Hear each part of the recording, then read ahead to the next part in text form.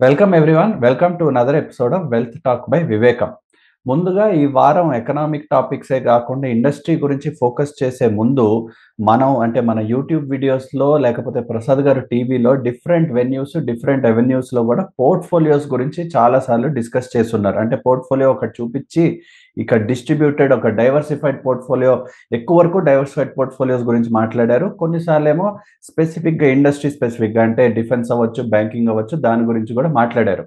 So, మనం అంటే చూస్తా ఉన్నదేంటంటే, మన కామెంట్స్‌లో అవ్వచ్చు, లేకపోతే మన kind of engagement with viewers అప్పుడు కొంచెం ఏం అర్థమవుతుందంటే, వ్యూవర్స్ ఆ పోర్ట్‌ఫోలియోని పూర్తిగా చూడకుండా మేబీ 1, 2 ఇండిపెండెంట్ స్టాక్స్ తీసుకొని, ఆ యొక్క స్టాక్స్ మీద మేబీ డెసిషన్స్ తీసుకొని కొంచెం they are taking it into negative spirit అని అనిపిస్తా ఉంది. అంటే నెగెటివ్ అనేది గాకుండా ఇన్ జనరల్‌గా we want to give some clarification in terms of ఎలా ఉండినయి పోర్ట్‌ఫోలియోస్, పోర్ట్‌ఫోలియో పరంగా ఎందుకు ఇన్వెస్ట్ చేయాలి?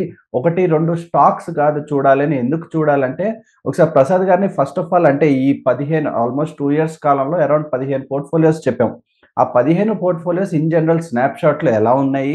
వాటిల్లో స్పెషల్ కేర్‌గా ఎందుకు పోర్ట్‌ఫోలియో పరంగా చూడాలే గాని ఇండిపెండెంట్ స్టాక్స్ వైపు ఎందుకు చూడకూడదో ఒకసారి ప్రసాద్ గారిని అడిగి తెలుసుకుందాం. ఓకే యశ్వంత్. ఇవాళ మనం చెప్పదలుచుకున్నటువంటి అంశం ఏంటంటే, కాలక్రమంలో మనం అనేక సందర్భాల్లో టీవీల్లో కానివ్వండి, లేకపోతేనేమో ఏదైనా వేరే మీటింగ్‌లో కానివ్వండి, వెల్త్ టాక్ వీడియోల్లో కానీ మనం ఎప్పుడు కూడా పోర్ట్‌ఫోలియోలు సజెస్ట్ చేస్తూ ఉంటాం. ఎక్కువ మంది ఇన్వెస్టర్లు మనల్ని అడిగేదేమో వారికి మనసులో ఉన్నటువంటి కంపెనీ గురించి సలహా అడుగుతుంటారు. దానికి అప్పుడప్పుడే చెప్పేస్తాం. ఒకవేళ అది మంచిదే అని చెప్పినా కూడా అది కొనుక్కోమని చెప్పినట్టు కాదు. ఆ కంపెనీ గురించి మనం ఆ రోజున వ్యూ చెప్పినట్లు. మనం కొనుక్కోవచ్చు అని చెప్తే ఎప్పుడు కూడా ఒకే స్టాక్ కొనుక్కోమని చెప్పడం ఇంతవరకు జరగలేదు. ఫ్యూచర్‌లో కూడా జరగదు. అందువల్ల మనం చెప్పేది ఎప్పుడు కూడా పోర్ట్‌ఫోలియో అప్రోచ్ ఉండాలి కానీ, ఒక స్టాక్ కొనుక్కోవడం మంచిది కాదనేది మన యొక్క స్టేటెడ్ ఫిలాసఫీ. ఈ కోణంలో మనం ఆలోచిస్తే రకరకాల సందర్భాల్లో వాళ్ళు అడిగిన కోరికలను బట్టి, వచ్చిన రిక్వెస్ట్‌లను బట్టి మనం రికమెండేషన్స్ ఇచ్చే మాట వాస్తవం. అలా ఇంకా కొద్దిగా ఎక్కువే చెప్పుండొచ్చు కానీ, నాకు గుర్తున్నయి మనం ట్రాక్ చేస్తున్నయి ఏంటంటే, మనం ఎప్పుడైనా సరే టీవీలో కానీ, వెల్ టాక్ వీడియోలో కానీ చెప్తే వెంటనే ఆ పోర్ట్‌ఫోలియోని రికార్డ్ చేసుకోవటం, దాన్ని ట్రాక్ చేసుకోవటానికి మన ఆఫీస్‌లో టీమ్ ఎప్పుడూ శ్రమిస్తూ ఉంటుంది. అది కంటిన్యూయస్‌గా మెయింటైన్ చేస్తాం. ఇక్కడ వచ్చినటువంటి ఇబ్బందేంటంటే, మనం పోర్ట్‌ఫోలియోలో చెప్తే క్లయింట్స్‌కి, అందులో ఇప్పుడు నువ్వు ఉదహరించినట్లుగానే కొంతమంది 10 కంపెనీల పోర్ట్‌ఫోలియో చెప్తే, అందులో 2 కొనుక్కుంటాం అంటారు. కొంతమంది ఒకటే కొనుక్కుంటాం అంటారు. మన దగ్గరున్న క్లయింట్స్ అందరేమో 10 స్టాకులు మనం చెప్పిన పర్సెంటేజ్ ప్రకారమే కొనుక్కుంటే, వీళ్ళు ఒకటో, రెండో కంపెనీలు కొనుక్కుంటారు. అంటే ఏం జరగచ్చు? ఆ తరువాత సమయంలో 8 కంపెనీలు పెరిగి, 2 కంపెనీలు దురదృష్టవశాత్తు పెరగలేదనుకోండి. వాళ్ళు కొనుక్కున్న 2 కంపెనీలే పెరక్కపోతే, వాళ్ళు మార్కెట్‌లో చెప్పదలుచుకున్నది చెప్తున్నదేంటంటే, వచ్చి అందరూ కూడా పోర్ట్‌ఫోలియోలు చెప్తే, వివేకంలో చెప్పిన ఫెయిర్ ప్రైస్ ప్రకారం చూస్తే మాకు పెరగలేదు అంటారు. అది అబద్ధమా? కాదు. కానీ పూర్తి నిజమా? కాదు. ఎందువలనంటే అదే రోజున వారితో పాటు పోర్ట్‌ఫోలియోలు కొనుక్కున్న ఆళ్ళకేమో లాభాల్లో ఉన్నారు. వీళ్ళు మాత్రం మళ్ళీ సెలెక్టివ్‌గా భూతద్దం పెట్టి 2 కంపెనీలు కొనుక్కోవడం మూలంగా వాళ్ళు నష్టంలోకి వెళ్ళవచ్చు. అటువంటి వారి ఆర్గ్యుమెంట్‌ని కౌంటర్ చేయవలసిన అవసరం కూడా మనకు ఉండకూడదు. మనం చేయొద్దు. మనం చెప్పే ప్రయత్నం వల్ల ఏంటంటే పోర్ట్‌ఫోలియో కొనుక్కుంటే గనక నష్టం వస్తే, అది కూడా నష్టం వచ్చినా కూడా కంగారు పడనక్కర్లేదు. బికాజ్ మనం పోర్ట్‌ఫోలియో బిల్డ్ చేసేది ఫండమెంటల్స్ ప్రకారం కాబట్టి కొద్దిగా ఆలస్యం కావచ్చేమో కానీ సక్సెస్ ఎట్టి పరిస్థితిలో డినై కాదు. కానీ కొనుక్కునేవాళ్ళు గనక ఒక 2 నెలలు వెయిట్ చేస్తాను, నెల రోజులు వెయిట్ చేస్తాను, నేను కొన్నాక 10 రోజులైనా పెరగలేదు అనుకుంటే, వారి పందా, మన పందా కంప్లీట్‌గా భిన్నం. కాబట్టి వారి యొక్క ఎక్స్‌పెక్టేషన్స్‌లో ఇమడగలగటం మనకి సాధ్యం కాదు. మనం ప్రయత్నం కూడా చేయం. ఇవాళ నేనేం చేస్తానంటే, గడిచినటువంటి 2 సంవత్సరాలు లేదా దాదాపుగా 2 ఇయర్స్ అండ్ 3 మంత్స్‌లో చూస్తే, ఎన్ని పోర్ట్‌ఫోలియోలు చెప్పామో అవన్నీ కూడా మనం ఈ రోజున అంటే యాక్చువల్‌గా మనం రికార్డ్ చేస్తుంది 13వ తారీఖైనా, 11వ తారీఖు మార్కెట్ అయిపోయిన తర్వాత అంటే నిన్నటి రేట్లు కాకుండా మొన్నటి రేట్ల వరకు చివరి వరకు ఏం చేసామంటే, అన్నిటికి కలిపి ఇవాళ స్టేటస్ ఎలా ఉండిందో కూడా సేకరించే ప్రయత్నం చేశాం. అది ఒకసారి నేను స్క్రీన్ షేర్ చేసి, అందులో వాళ్ళకి ఏమేమి ఉపయోగపడతాయో, ఎలా ఉన్నాయో కూడా పెర్ఫార్మెన్స్ చెప్పే ప్రయత్నం చేస్తాను. ఇక్కడ చూస్తే స్టేటస్ ఆన్ 11థ్ డిసెంబర్ 24 అట్ 3:49 పీఎం అని ఉంది. అది రోజు చూస్తే మొట్టమొదటి డిఫెన్స్. ఇప్పుడే యశ్వంత్ చెప్పినట్లుగా ఎప్పుడన్నా ఒకసారే సెక్టర్ గురించి మాట్లాడటం జరుగుతుంది. అదర్‌వైజ్ డైవర్సిఫైడ్ పోర్ట్‌ఫోలియోస్ ఇస్తాం. మోడీ గారు వచ్చిన తర్వాత ఆయన యొక్క ప్రాధాన్యాల్లో డిఫెన్స్‌లో ఆత్మనిర్భర భారత్ చేద్దామన్నారు కాబట్టి, డిఫెన్స్‌లో ఆ రోజు బాగా తక్కువలో ఉన్నాయి కాబట్టి, డిఫెన్స్ సెక్టర్‌లో ఉన్న మంచి కంపెనీలు ఏంటో చెప్పడం జరిగింది. అందులో చెప్తే ఇక్కడ మీకు కనపడుతున్నట్లుగా 7th జూన్ 23 వచ్చిన వీడియోలో చూస్తే కనపడుతుంది. అందులో 10 స్టాకులు మనం చెప్తే, ఆ 10 స్టాకులు విపరీతంగా పెరిగినాయి. మేము చెప్పడం మూలంగా కాదు. డిఫెన్స్‌కొచ్చిన క్రేజ్ మూలంగా విపరీతంగా పెరిగి 279% పెరిగాయి. ఎందుకు చెప్పవలసి వస్తుందంటే, అదే సమయంలో నిఫ్టీలో కొనుక్కున్న వాళ్ళకి ఎంత లాభం వచ్చిందో కూడా పక్కనే కాలంలో వేయటం జరిగింది. నిఫ్టీ 31.59 అంటే దాదాపుగా 240% పెరిగింది. ఇది ఔట్‌లయర్. అంటే అన్నీ ఇలా వస్తాయని కాదు. డిఫెన్స్‌కొచ్చిన క్రేజ్ పుణ్యమా అని జరిగింది. ఆ తర్వాత చూస్తే మళ్ళీ వెల్త్ టాక్ 18,823 అంటే 2023లో ఆగస్ట్‌లో చేస్తే, ఆ రోజు నుంచి ఇండెక్స్ ఏమో 27% పెరిగితే మన పోర్ట్‌ఫోలియో 28.71. కాబట్టి ఇండెక్స్ పరంగా చూసినా మనకి వచ్చిన క్లయింట్స్‌కి నష్టం లేకపోగా సంవత్సరానికి కాకపోయినా 28.71% పెరిగింది. అప్పటి నుంచి చూస్తే దాదాపుగా 1 ఇయర్ మీద ఫ్యూ మంత్స్‌లో. తర్వాత 2079లో అంటే 2022 ఇయర్‌లో దీపావళి రోజున మనం చెప్పిన సంబర్ 2079 పిక్స్ చెప్తే, అప్పటి నుంచి ఇండెక్స్ చూస్తే 40% పెరిగితే, మనం ఇచ్చిన పోర్ట్‌ఫోలియో 50% పెరిగింది. అలాగే తర్వాత రకరకాల డేట్‌లో అనౌన్స్ చేసిన పోర్ట్‌ఫోలియోలని చెప్తూ రెడ్ కలర్‌లో మీకు ఒకటి కనపడుతుంది. బ్యాంక్స్ ఆన్ జులై 1, 2024 అని. అప్పుడు మనం ఏం చేసామంటే, రాబోయే రోజుల్లో ప్రస్తుతం ఇంట్రెస్ట్ రేట్లు పెంచుతున్న ఈ సమయంలో కాకుండా, కొన్ని రోజుల తర్వాతైనా ఇంట్రెస్ట్ రేట్లు తగ్గించక తప్పదు. తగ్గిస్తే బ్యాంకులకి బాగా లాభాలొస్తాయి అని చెప్తూ ఉంటే, బ్యాంకుల్లో మంచి స్టాకులు చెప్పండి అని అడగటం మూలంగా కేవలం బ్యాంకింగ్ సెక్టర్‌కే చెప్పడం జరిగింది. అది వెంటనే ప్రాస్పెక్ట్స్ పెరుగుతాయని చెప్పలా. ఒకవేళ మీరు బ్యాంకులే కొనుక్కొని ఉంచుకుంటాను అనుకుంటే కనుక, బ్యాంక్ స్టాక్స్‌లో మన అంచనా ప్రకారం మంచివేంటో చెప్పడం జరిగింది. ఆ రోజు చెప్పిన పోర్ట్‌ఫోలియో మాత్రం అప్పటి నుంచి బ్యాంకింగ్ స్టాక్స్ కొద్దిగా కిందకి తగ్గుముఖం చూడటం మూలంగా ఇప్పటి వరకు చూస్తే 9% తగ్గినట్టుగాను, అంటే డిసెంబర్ 11వ తారీఖు వరకు చూస్తే ఇండెక్స్ 2% పెరిగింది కాబట్టి దానికన్నా అండర్ పెర్ఫార్మ్ అయింది. అది మనం కంగారు పడవలసిన విషయం లేదు. బికాజ్ ఇంట్రెస్ట్ రేట్ తగ్గినప్పుడు పెరిగే స్టాక్స్ అవి. ఇంట్రెస్ట్ రేట్ ఇంకా తగ్గలేదు కాబట్టి దాని గురించి అంతగా హైరానా పడక్కర్లేదు. ఆ తరువాత ఒకే ఒక్కటి జులై 22న ఏబిఎన్ ప్రోగ్రామ్‌లో మనం చెప్పేటప్పుడు ఒక పోర్ట్‌ఫోలియో రికమెండ్ చేస్తే, అది మాత్రం డిసెంబర్ 11th నాటికి 1.59% తగ్గింది. మొత్తం కలిపి చూస్తేనేమో ఇండెక్స్ ఏమో 43% పెరిగింది. ఆ ఒక్కటే ఇండెక్స్‌ని బీట్ చేయడానికి సాధ్యపడలేదు. అదర్‌వైజ్ 15 పోర్ట్‌ఫోలియోల్లో 13 నిజంగా చెప్పాలి అంటే బ్యాంకింగ్ స్టాక్స్‌ని వదిలేస్తే, డిఫెన్స్ స్టాక్స్‌ని కూడా వదిలేస్తే, మొత్తం 13 డైవర్సిఫైడ్ పోర్ట్‌ఫోలియోస్ ఇస్తే, అందులో 12 పోర్ట్‌ఫోలియోలు బీట్ చేశాయి అంటే, స్ట్రెంగ్త్ యొక్క రిసర్చ్ ఏంటో తెలియాలి. అంటే మనం ఫాలో అవుతున్న అప్రోచ్ 100కి 100 ఎట్టి పరిస్థితుల్లో డౌట్‌కి అవకాశమే లేకుండా బ్రహ్మాండమైన ప్రాసెస్ అని చెప్పక తప్పదు, ఒప్పుకోక తప్పదు. ఒప్పుకోని వాళ్ళు చెప్పేది అందులో ఒక పోర్ట్‌ఫోలియోలో ఒక స్టాక్ పెరగలేదు. మేము కొనుక్కున్నది అదే స్టాక్ అని చెప్పేవాళ్ళు కొంతమంది. కొంతమందైతే జులై 8వ తారీఖున మనం రికమెండేషన్ చేస్తే, వాళ్ళు జులై 21నో లేకపోతే ఆగస్ట్ 21నో కొంటారు. వాళ్ళు మీరు ఎప్పుడు కొంటారో తెలీదు, ఎందుకు కొంటారో తెలీదు. మీరు కొన్నట్టు మాకు తెలీదు. కాబట్టి మీకు అమ్మమని చెప్పడం కూడా సాధ్యం కాదు. అది గమనించాలి. ఆ తర్వాత ఇంకొకటి మనం గమనించాల్సిందేంటంటే 2 ఇయర్స్, 2 మంత్స్‌లో కలిపి మొత్తం మనం ఎన్ని సజెస్ట్ చేశామో స్టాక్స్ కూడా చెప్పే ప్రయత్నం చేస్తున్నాను. చాలా ఫాస్ట్‌గా, బ్రీఫ్‌గా కూడా. అప్పటి నుంచి ఇప్పటి వరకు గనక చూసినట్లయితే ఎన్ని ఐడియాస్ మనం చెప్పడం జరిగిందో, మాట్లాడటం జరిగిందో చూస్తే, మనం చెప్పినవన్నీ కూడా 1 ఇయర్ బిఫోర్ ఒక గ్రూప్ లాగాను, ఈ లాస్ట్ 1 ఇయర్‌లో చెప్పినవి ఒక గ్రూప్‌గాను చూపించి, మొత్తం కూడా చూపించే ప్రయత్నం చేస్తున్నాను. 1 ఇయర్ బిఫోర్ చెప్పినవి చూస్తే, మొత్తం 81 కంపెనీలు చెప్తే, అందులో మీకు స్క్రీన్ మీద కనపడుతున్నట్లుగా పాజిటివ్‌గా ఉన్నవి 66 కంపెనీలు. అంటే నష్టం రాకుండా 66 కంపెనీలు పెరిగాయి. That is equal to 81.48%. ఎన్ని నష్టాలు పోయినాయి? 15. ఇందాక మనం చెప్పినట్లుగా ఇన్వెస్టర్‌లో ఎవరైనా మాకన్నా తెలివైన వాళ్ళమని భావిస్తూ, మనం చెప్పిన కంపెనీలో ఒకటో, రెండో కొనుక్కుంటే, లేదా 10 కొనుక్కున్నారనుకోండి. ఆ 10 వాళ్ళ యొక్క అదృష్టం బాలేక ఈ 15లో కొన్నారనుకోండి. వాళ్ళ అంచనా ప్రకారం వివేకం చెప్పిన సలహాల మూలంగా నష్టం వచ్చింది. అది నిజమా? నిజం కాదు. ఎందుకని పోర్ట్‌ఫోలియో మొత్తం కొనుక్కోండి అంటే ఒకటే కొనుక్కోవటం మీ యొక్క ఇంట్రెస్ట్ కోసం, మీ యొక్క సెల్ఫ్ డెసిషన్ కాబట్టి దానికి ఇంకొకళ్ళని బాధ్యులు చేయడం కరెక్ట్ కాదు. అందువల్ల పోర్ట్‌ఫోలియో లెవెల్‌లో నష్టం వస్తేనే చూడాలని అది మనం ఆల్రెడీ చెప్పాం. 13 పోర్ట్‌ఫోలియో చెప్తే 12 పెరిగాయి కాబట్టి దాని గురించి ఆలోచన లేదని. ఇందులో కూడా చూస్తే 15 కంపెనీలు 18.52% అంటే తగ్గినాయన్నమాట. అలాగే లాస్ట్ 1 ఇయర్‌లో ఈ 1 ఇయర్ లోపల అంటే 2024లో చూస్తే మనం 40 కంపెనీలు రికమెండ్ చేస్తే అందులో మాత్రం ఈ సంవత్సరం మార్కెట్ కొద్దిగా ఒడిదుడుకులకు లోనవుతుంది కాబట్టి 15 కంపెనీలు మాత్రమే పెరిగాయి. అంటే 37.5% పెరిగితే 62.5 లేదా 25 కంపెనీలు తగ్గాయి. అంటే మొత్తం మీద చూసుకుంటే మనం చెప్పినటువంటి 121 కంపెనీస్ యూనిక్ బ్యాంకింగ్ స్టాక్స్ తీసేస్తే 121 స్టాకులు చెబితే అందులో 67% పెరగటం, 33% మాత్రమే తగ్గడం జరిగింది. దీనికన్నా ఇంట్రెస్టింగ్‌గా చూడాల్సిందేంటంటే మన క్లయింట్స్ అంటే వివేకంతో ట్రావెల్ చేస్తున్న క్లయింట్లయితే ఈ 1 ఇయర్ క్రితం చెప్పిన కంపెనీల్లో 15 కంపెనీలలో 11 కంపెనీలని టార్గెట్ ప్రైస్ రీచ్ అయిందనో, లేకపోతే రిజల్ట్స్ తర్వాత బాలేదనో చెప్పడంతో వాటిని అమ్మివేయవలసిందిగా వాళ్ళకి సలహాలు పంపడం జరిగింది.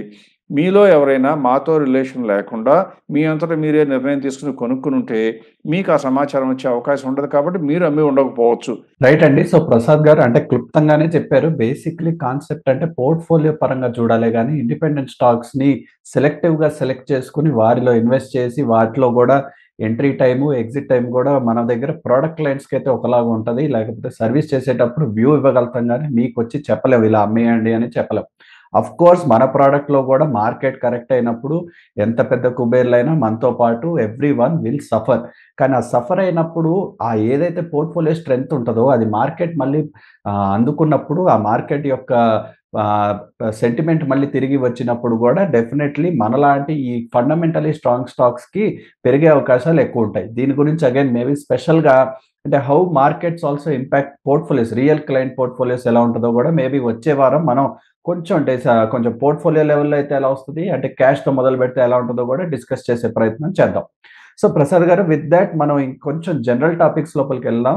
అంటే in general few news items గురించి డిస్కస్ చేసి మేబీ వారికి ఏమైనా స్పెషల్ ఇంపాక్ట్ ఉంటదా అనేది అర్థం చేసుకునే ప్రయత్నం చేద్దాం.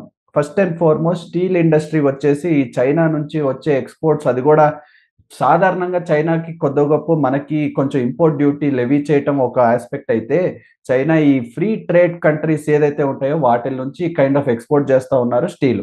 ఇవన్నీ కైండ్ ఆఫ్ తీసుకొని నిర్ణయాలు గవర్నమెంట్ ఏం చేద్దాం అనుకుంటున్నారు అంటే రూమర్ అయినా సరే ఇంపోర్ట్ డ్యూటీ విధించాల్సిందిగా భావిస్తున్నారు. అరౌండ్ 25% ఇంపోర్ట్ డ్యూటీ విధిస్తే మన యొక్క లోకల్ ప్రొడ్యూసర్స్‌ని కొద్దో గొప్పో స్పీడ్ అందుకునే అవకాశం ఉంటది అని చాలామంది చెప్తా ఉన్నారు.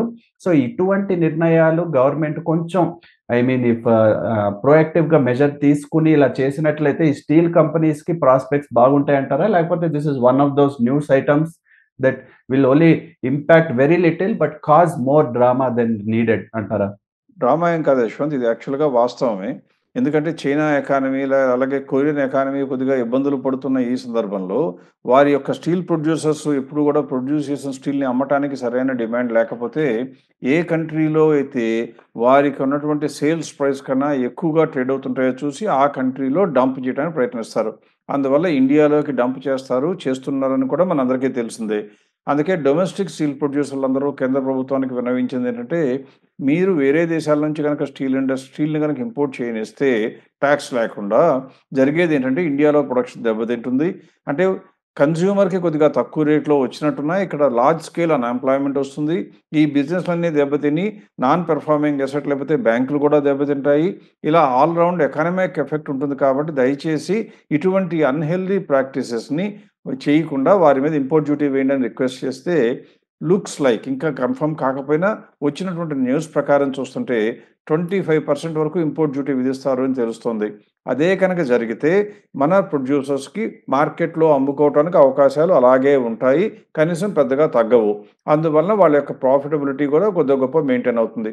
సో, మనం చెప్పగలిగిందేంటి? స్టీల్ ఇండస్ట్రీకి ఇంపోర్ట్ డ్యూటీ వేస్తే స్టీల్ ఇండస్ట్రీకి ఖచ్చితంగా మంచిది. అందువల్ల ఎట్టి పరిస్థితిలో కంగారు పడక్కర్లేదు. అయితే ఇలా చెప్పగానే మన ఇన్వెస్టర్లందరూ అడిగేదేంటంటే స్టీల్ ఇండస్ట్రీలో ఏం కొనుక్కోవచ్చండి అంటారు. ఏం కొనుక్కోవచ్చు అనేది కొన్ని నిమిషాల తర్వాత మనం అది కూడా చర్చిద్దాం. ప్రస్తుతానికి మాత్రం స్టీల్ ఇండస్ట్రీకి మంచి పరిణామమే అని చెప్పక తప్పదు.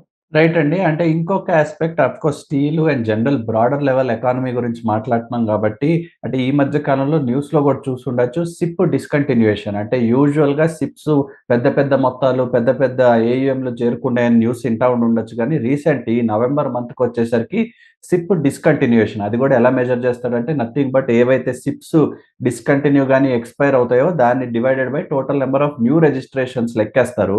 నవంబర్ మంత్ వచ్చేసరికి around 75%, almost highest in the last few months అని ఫ్యూ ఇయర్స్ అనే చెప్పుకోవాలి. అంటే దీనికి కారణం అంటే కోర్స్ మార్కెట్ కొంచెం వాలటైల్గా ఉంది కాబట్టి అందరూ కొంచెం యాంగ్షియస్గా ఉంటారు, కొంచెం యాంగ్జైటీతో భయంతో వహిస్తారు కాబట్టి కొంచెం స్టాప్ అని అనుకోవాలి. కానీ యూజువల్గా సెంటిమెంట్ ఎలా ఉండాలంటే మార్కెట్స్ వాలటైల్గా ఉన్నప్పుడు, వాలటైల్ అనేటప్పుడు కంటే కూడా కరెక్ట్ అయినప్పుడు 100% we need to continue investments and continue to make investments. సాధారణంగా అలా చెయ్యాలి. కానీ అది చెప్పడం అండ్ చేయటం maybe two different things. And theory ప్రాక్టీస్లో ఆ కాన్ఫిడెన్స్ లేనప్పుడు ఇన్వెస్టర్స్ కూడా అంత ముందుకి రారు. సో ఇలా డొమెస్టిక్ ఇన్వెస్టర్స్ కొంచెం స్పీడ్ కొంచెం తగ్గించుకొని, ఒక పక్క చూస్తేనేమో ఫారెన్ ఇన్స్టిట్యూషన్స్ ఏమో ఎఫ్ఐఐస్ ఆల్రెడీ విత్డ్రా చేశారు, అగైన్ మళ్ళీ they are coming back. But ఈ డొమెస్టిక్ ఇన్వెస్టర్స్ కొంచెం స్పీడ్ తగ్గడంలో మన ఎకానమీకి ఏమన్నా కొంచెం అంటే మన ఈక్విటీ మార్కెట్కి ఏమన్నా కొంచెం ఏమైనా బ్రేక్ ఉంటుందని చెప్తారా? లేదు యశ్వంత్. ఎందుకంటే న్యూస్‌ని 2 రకాలుగా చూడొచ్చు. ఈ న్యూస్‌లో చెప్పింది అబద్ధం అని చెప్పలేం. కానీ అందులో వాస్తవం మనకు ఎంతవరకు అప్లై అవుతుందని చూస్తే చాలా తక్కువ. ఎందువలనంటే కొత్త రిజిస్ట్రేషన్‌లతో పోలిస్తే సిప్‌లు పెరిగాయి అని చెప్పారు సిప్‌లు డిస్కంటిన్యూ అయ్యేది పెరిగాయి అని చెప్పారు గానీ, మొత్తం మీద మ్యూచువల్ ఫండ్‌లోకి ఇంకా డబ్బులొస్తున్నాయా? తీసుకెళ్ళిపోతున్నారా అని చూస్తే ఇప్పటికి కూడా డబ్బులు ఇబ్బడి ముబ్బడిగా మ్యూచువల్ ఫండ్‌లోకొస్తున్నాయి. కొత్త రిజిస్ట్రేషన్‌లు అంటే 100 మంది గనక ఒక రూమ్‌లో ఉంటే 100 మంది భోంచేసిన తర్వాత ఇంక తినడానికి ఎవరు లేరు అని చెప్పినట్లుగానే, ఆల్రెడీ మ్యూచువల్ ఫండ్ యొక్క ఈక్విటీ కల్ట్ బాగా పెరిగిన తర్వాత చాలామంది ఆన్ బోర్డ్ అయిపోయినాక ఇంకా ఇంకా పెరుగుతా ఉండాలంటే అంత తేలికైన విషయం కాదు. కొత్తగా ఎంప్లాయ్‌మెంట్ ఆపర్చునిటీస్ జనరేట్ అయితే తప్పితే. అందువల్ల ఈ కంపారిజను చెప్పటానికి బానే ఉంటుంది గానీ, దాని మూలంగా ఇంపాక్ట్ ఈక్విటీ మార్కెట్ మీద ఉండే అవకాశం లేదు. మ్యూచువల్ ఫండ్స్‌లో నుంచి డబ్బు ఇప్పటికీ కూడా నికరంగా బయటికి వెళ్ళటం లేదు. కొత్తగానే వస్తున్నది. పైగా నువ్వు చెప్పినట్లుగా ఎఫ్ఐఎస్ కూడా తిరిగి కొద్దో గొప్పో కొనడం మొదలుపెట్టారు. అంటే ఇన్‌స్టిట్యూషనల్ సపోర్ట్ డొమెస్టిక్ అయినా, ఫారిన్ అయినా మార్కెట్‌లో నికరంగా చూస్తే బాగా కొనుక్కునేవాళ్ళు కొద్దిగా తక్కువ కొంటున్నారేమో గానీ, అమ్ముతున్న దాఖలాలు లేవు ఇద్దరు కలిపి చూస్తే కూడా. దీన్ని బట్టి మనం ఏమర్థం చేసుకోవాలి? ఈ న్యూస్ అనేది రాబోయే రోజుల్లో జరగబోయే పరిణామానికి సూచికగా భావించొచ్చేమో కానీ, జరిగిపోయిన విషయంగా భయపడవలసిన అవసరం లేదు. So, this is better ignored. Right అండి. ఆఫ్‌కోర్స్ అంటే దీనికి ఆదర్శంగా మన చీఫ్ ఎకనామిక్ అడ్వైజర్ వచ్చేసి కూడా మళ్ళీ రీసెంట్‌గా కండక్ట్ అయిన ప్రెస్ కాన్ఫరెన్స్‌లో మన గ్రోత్ ఫోర్‌కాస్ట్ ఏదైతే 6.5-7% ఉందో అది ఆల్మోస్ట్ వెరీ కాన్ఫిడెంట్‌గా రీచ్ అవ్వగలుగుతాం అని చెప్పున్నారు.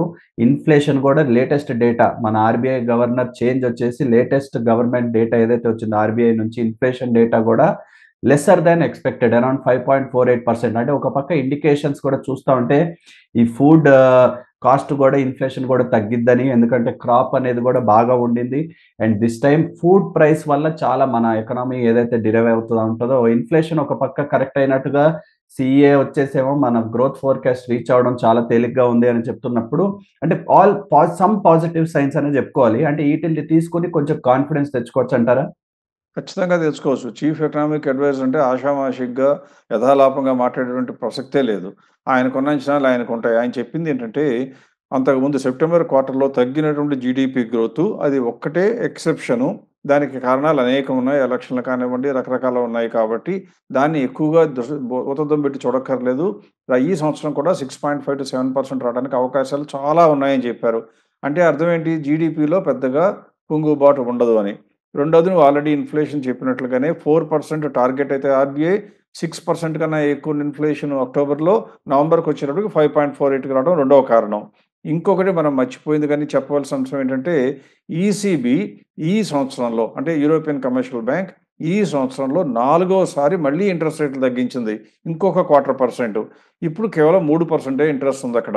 అంటే ఇది ఎందుకు చెప్తున్నాను అంటే, రాబోయే రోజుల్లో ఈరోజు మనం ఇంట్రడక్షన్‌లో కూడా చెప్పడం జరిగింది. బ్యాంకింగ్ స్టాక్స్ గురించి చెప్తూ ఇంట్రెస్ట్ రేట్ బ్యాంక్ స్టాక్స్ బాగుపడతాయి కాబట్టి, ఆ పోర్ట్‌ఫోలియో ఆ రోజున చెప్పాము అని చెప్పాం. దానికి సూచికగా అమెరికాలో తగ్గి, యూరోప్‌లో తగ్గి, జపాన్‌లో తగ్గి, యూకేలో తగ్గి, ప్రపంచం మొత్తం అన్ని ఇంట్రెస్ట్ రేట్లు తగ్గుతున్న ఈ సమయంలో ఇండియా మడికట్టుకు కూర్చోవటం అనేది సాధ్యం కాదు. ఒకవేళ ఈ మార్కెట్ ఎంపీసీ కమిటీలో మొన్న రాకపోయినా కానీ ఖచ్చితంగా ఫిబ్రవరిలో కూడా వచ్చే అవకాశాలు ఉంటాయి.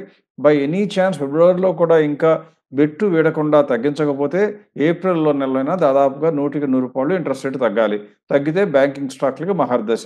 అందువల్ల బ్యాంకింగ్ స్టాక్స్‌ని ఖచ్చితంగా చూసుకోవాల్సిన సందర్భమే తప్పితే ఇవన్నీ కూడా శుభసూచకాలుగానే భావించాలి. పైగా మార్కెట్ తగ్గిన ప్రతిసారి ఎన్నో 70 సంవత్సరాలుగా పెరుగుతూనే ఉంది. ఎకానమీ కూడా బావుందనేసి అన్నీ మంచి సంకేతాలు ఉన్నప్పుడు మంచిగా అంది వచ్చిన అవకాశం కింద భావించి కొనుక్కోవాలి తప్పితే ఈ సమయంలో భయపడవలసినటువంటి అవకాశం కానీ, అవసరం కానీ ఇన్వెస్టర్‌లకి రాకూడదు. రైట్ అండి. సో, ఇందాక చెప్పినట్టుగా స్టీల్ ఇండస్ట్రీకి గనక ప్రాస్పెక్ట్స్ ఉన్నాయని అనుకుంటే, స్టీల్ ఇండస్ట్రీ వైపు ఎటువంటి స్టాక్స్ వైపు ధ్యాస పెట్టొచ్చనంటారు మీరు? ఇప్పుడు స్టీల్ ఇండస్ట్రీలో మొత్తం అందరికీ ప్రాస్పెక్ట్స్ ఉన్నా కానీ, కొన్ని కంపెనీలు ఆల్రెడీ మనం అంచనా కట్టిన ప్రైస్ కన్నా ఎక్కువలో ట్రేడ్ అవ్వచ్చు. కొన్ని కంపెనీలకి ఇండస్ట్రీ మొత్తానికి ప్రాస్పెక్ట్స్ బాగున్నా, దానికి నష్టాలు వస్తూ ఉండవచ్చు. అందువల్ల మనం ఎటువంటి కంపెనీ కొనుక్కోవాలి? స్టీల్ ఇండస్ట్రీలో లాభాలు పెంచుకుంటూ ప్రైస్ పెరగని కంపెనీలుంటే ఈ సమయంలో కొనుక్కోవటం మంచిది. అందువల్ల మనం ఏమేం కంపెనీలు చూసుకోవాలా అంటే, కేవలం మనం అప్రూవ్ చేసిన కంపెనీలు, మంచి కంపెనీలు 4 చెప్తున్నాను. జిండాల్ సా గనక చూసినట్లయితే ప్రస్తుతం ఉన్న రేట్ల ప్రకారం చూస్తే 54% వరకు పెరగడానికి ఛాన్స్ ఉంది. గ్రోత్‌లో ఉంది. అంటే లాభాలు పెంచుకుంటుంది. పైగా పెరగడానికి ఇంకా ఛాన్స్ ఉంది 54%. అలాగే తర్వాత శారదా ఎనర్జీ అండ్ మినరల్స్ అని ఒకటి ఉంది. అది కూడా స్టీల్‌లో ఉన్న కంపెనీనే. దాని యొక్క మార్కెట్‌లో ఉన్న గ్రోత్ ఎంత ఉందా ఇంకా పెరగడానికి అని చూస్తే 40% కనపడుతుంది. కాబట్టి Sharada energy is the second company from the steel. తర్వాత ఉషా మార్టిన్. ఇది యూజువల్‌గా ఎక్కువ మంది దృష్టిలో ఒకప్పుడు ఉండేది. ఇప్పుడు కొద్దిగా కనుమరుగైపోయిన కంపెనీ. ఇవాళ తగ్గుదల మూలంగా అంటే 13వ తారీఖున కొద్దో గొప్పో రేట్లు తగ్గినప్పుడు ఇప్పుడు చూస్తే 31.5% వరకు స్కోప్ కనపడుతోంది. ఇది ఉషా మార్టిన్. ఆఖరిగా వెల్స్పన్ కార్పొరేషన్. ఈ 4 కంపెనీలే చెప్పడానికి కారణం, ఈ 4 కంపెనీలే పెరగటానికి అనుకూలంగా కనపడుతున్నాయి స్టీల్ ఇండస్ట్రీలో. మిగతావి కూడా రేట్లు పెరగొచ్చు. కానీ అది కొద్దో గొప్పో గాలివాటంగా పెరిగే కంపెనీలవుతాయి.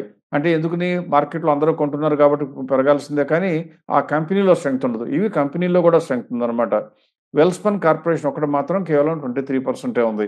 అది కూడా చాలు అనుకుంటే కొనుక్కోవాలి. మీ పోర్ట్‌ఫోలియోలో ఉంటే ధైర్యంగా ఉంచుకోవచ్చనమాట.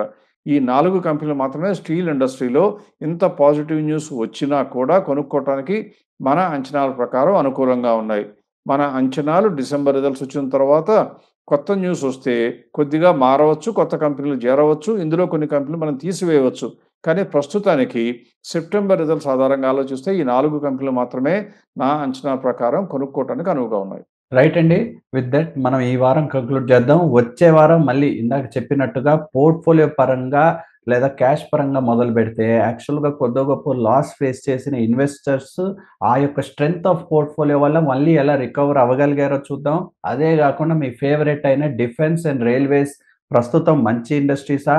ఇప్పుడు ఆ జంక్షన్‌లో ఉండే స్టాక్స్ గూడా కరెక్ట్ అయి ఉన్నాయి గాబట్టి రైట్ టైమ్ టు ఇన్వెస్టా కాదా అనేది గూడా స్పెషల్ ఫోకస్ తీసుకొని కవర్ చేసే ప్రయత్నం చేస్తాం. So till then, stay tuned to Vivekam Zone and see you again next week.